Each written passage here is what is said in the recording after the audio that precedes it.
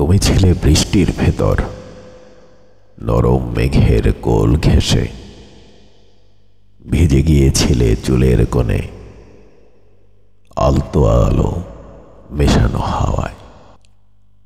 ছাতাটা আমার হাতে ছিল, তুমি হেসে বলেছিলে, এই আকাশটাও চলো ভাগ করে নেই।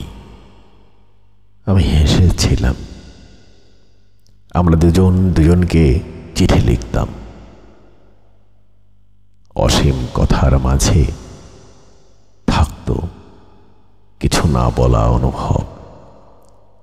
তুমি দিতে শুকনো ফুল, আমি রাখতাম বুকের ভেতর যেন একটা চিরন্তন রক্ষা কবচ।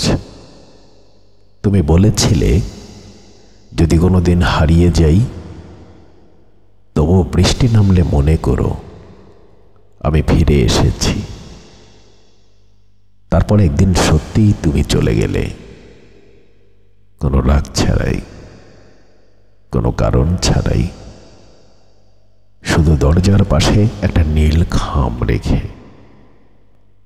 আর তাতে লিখেছিলে, ভালোবাসা কখনো থামে না, ও শুধু অন্য পথে হাঁটে।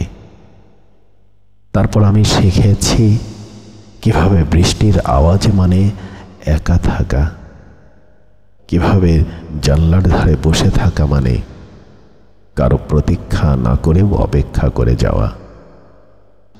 3টি বছর কেটে গেল, চাঁদের আলোয় তুমি ফিকে হয়ে গেলে।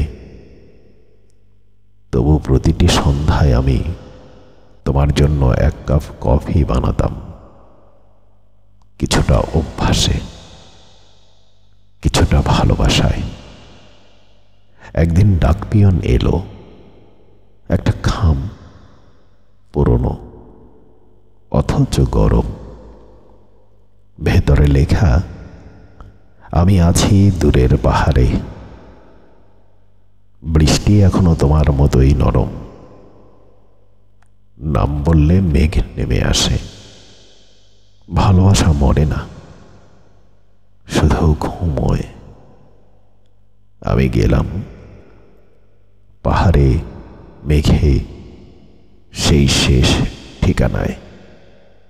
সবাই বলল, একটা মেয়ে আসে মাঝে মাঝে,